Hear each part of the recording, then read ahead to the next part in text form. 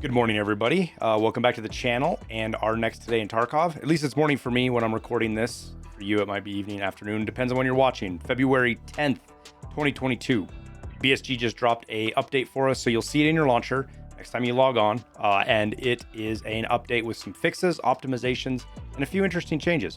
But before we talk about that, let's get you caught up on a couple things the last couple of days.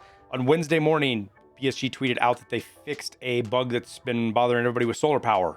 Basically, you weren't saving any fuel when you were logged off and only applied that reduction when you were logged on. So if you've been waiting to get your solar farm built and maybe get to your Bitcoin 3, it's all patched and fixed now, so you don't have to wait anymore.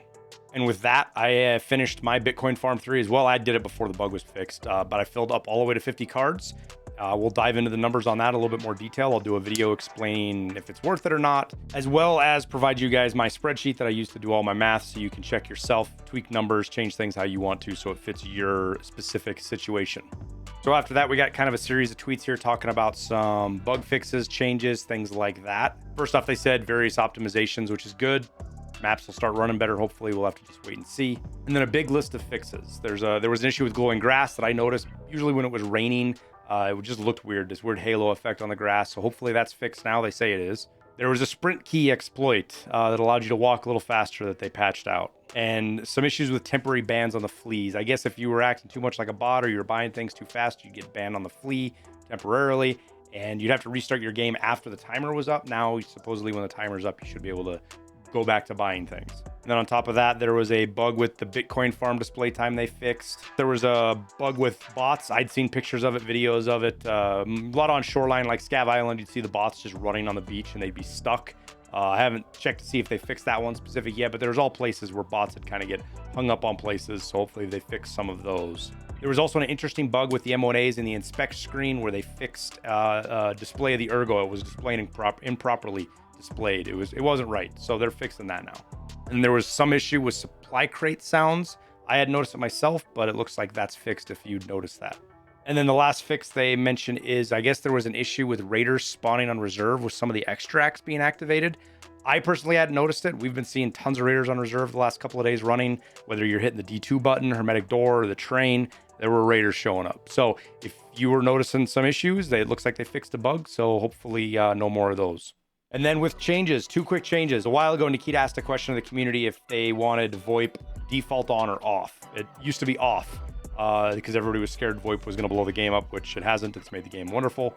So that has changed today. Now everybody will default on for VoIP. So if you're somebody who doesn't want VoIP on, you need to make sure you go into your settings and turn it off because it will be on.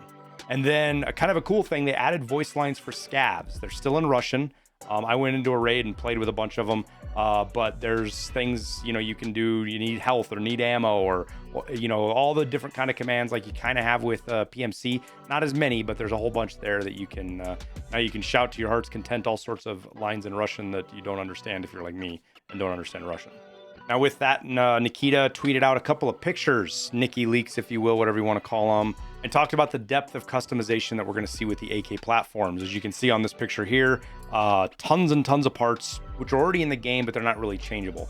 So hopefully in the future, we're going to see things like adjustable gas blocks, which I'm not going to get into the details of that, but it has to do with, we're not going to get into the details of it.